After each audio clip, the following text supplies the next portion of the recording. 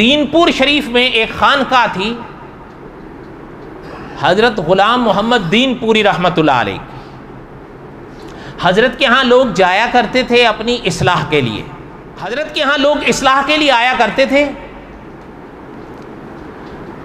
और ये सिलसिले, ये रिवाज रहा मुसलमानों में कि किसी अल्लाह वाले के हाथ में हाथ देकर अपनी इस्लाह करवाते थे। एक दिन वहाँ अर्ज़ ये कर रहा था कि एक दिन वहाँ जोगी आ गया। वो हज़रत की खानकाह में कई दिन रहा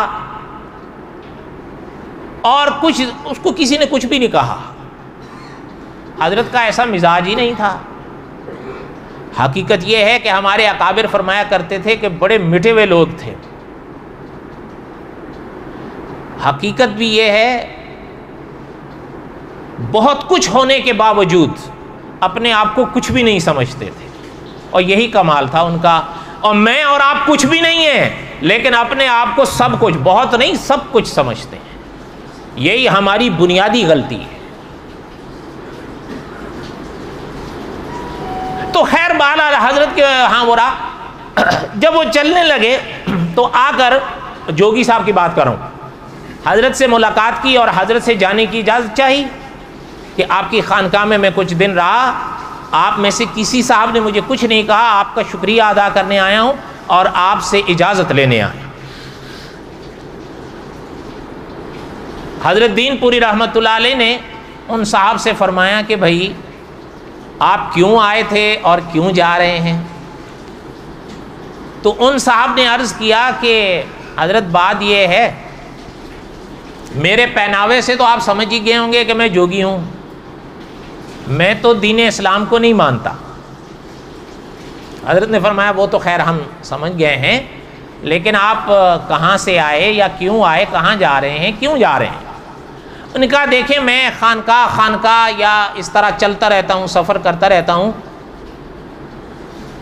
मैंने कोशिश की है अपनी लो ईश्वर से लगाने के लिए। कहने लगे कि मैं इस सिलसिले में चलता रहता हूँ और जहाँ मुझे कोई ऐसे शख्स की तलाश रहती है या पता चलता है कि वहाँ कोई अल्लाह वाला रहता है, तो अल्लाह तो एक ही है। अगर मेरे साथ कह दें अल्लाह एक ही है, तो इसलिए मैं उनके पास आ जाता हूँ। मैं चाहता हूँ कि मेरे अंदर जो मज़ीद कमी है वो ख़त्म हो जाए और निखार आए।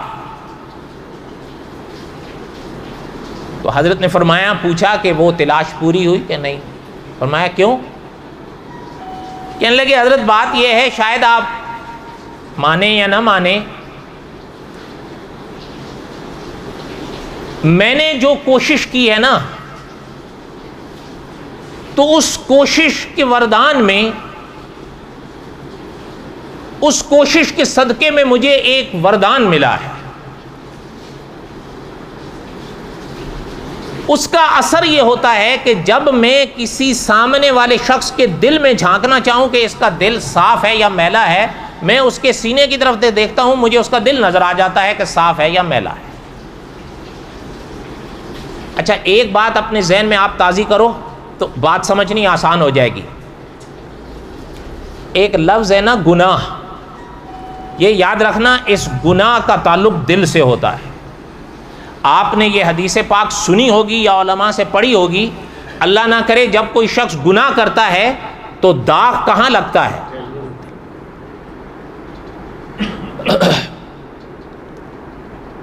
तो हज़रत ने फरमाया कि फिर कहने लगे मैं कई हजरात के पास अल्लाह अल्लाह करने वाले हैं, लेकिन जब मैं मुराकबा करता हूँ, ध्यान जमाता हूँ, उनका दिल देखता हूँ, उनका दिल मैला होता है।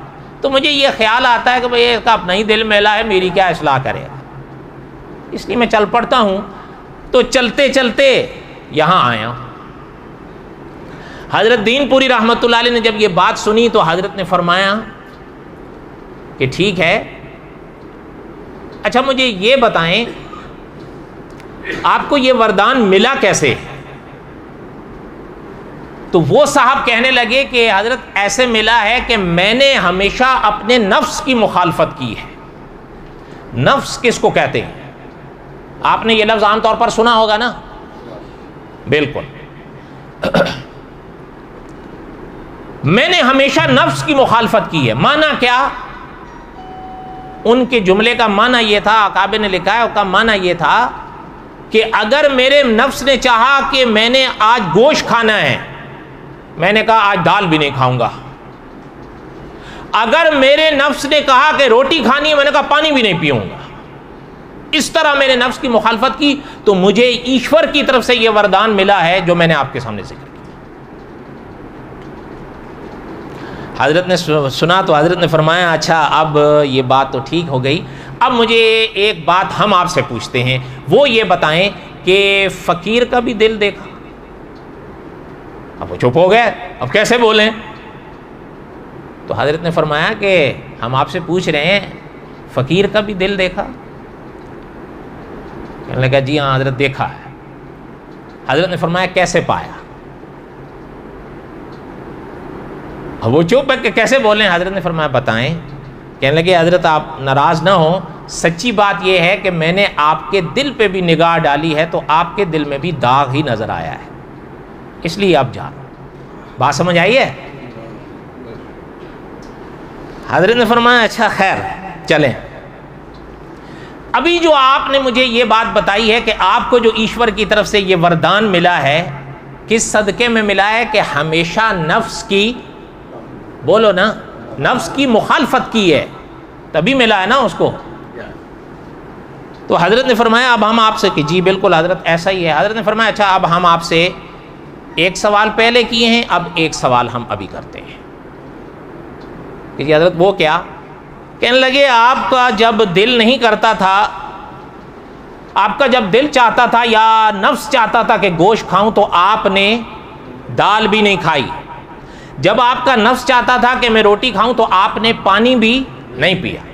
अब हम आपसे ये सवाल करना चाहते हैं कि आपने आते वक्त मुझे बताया था कि आप इस्लाम को नहीं मानते। अब मैं आपसे पूछना चाहता हूं कि इस्लाम के बारे में आपका क्या ख्याल है? इस्लाम को कबूल करना चाहता है आपका नफ्स या नहीं? नहीं बात समझ आई आप लोग? अब वो चुप। हजरत ने फरमाया बताएं इस्लाम के बारे में आपका नफ्स क्या कहता है, कबूल करूं या ना करूं? कहने लगा हजरत मेरा नफ्स तो कभी नहीं चाह रहा कि मैं इस्लाम को कबूल करूं। हजरत ने फरमाया अब यहां भी नफ्स की मुखालफत का। समझ ही नहीं आई आप लोग, पता नहीं किस दुनिया में खोए रहते हो। और सुनो सुरीली तकरीरें, सारी दुनिया सो गई है, तभी तो यही हाल है। आप फरमाया अब नफ्स की मुखालफत कर, वरना ईश्वर का ये वरदान अभी खत्म हुई।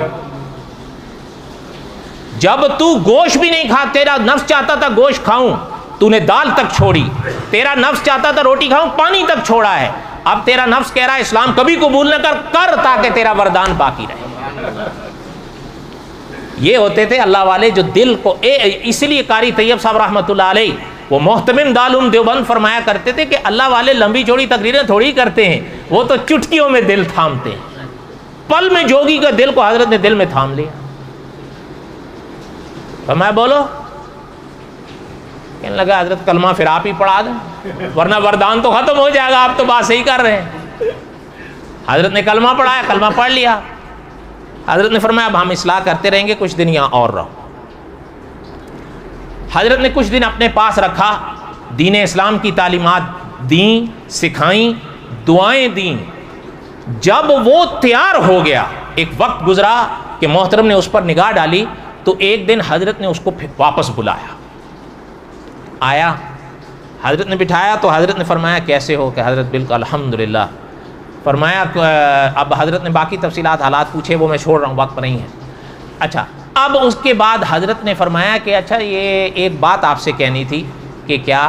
कि जब आप यहाँ आए थे तो मैंने आपसे ये पूछा था कि जब आपको अपना वरदान जो मिला था तो आप कहते थे उसका सदका ये था कि आप, या असर ये था कि आप जैसे किसी का दिल देखते थे, उसका दिल आप देख लेते थे कि साफ़ है या मैला है।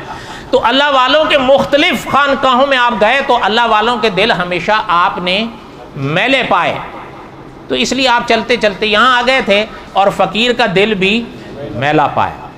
अब यहाँ चंद दिन आपके गुजर गए हैं, अल्हम्दुलिल्लाह इस्लाम की तालीमात भी आपने पढ़ी हैं, सीखी हैं, और हम देख रहे हैं कि आप में निखार आया है।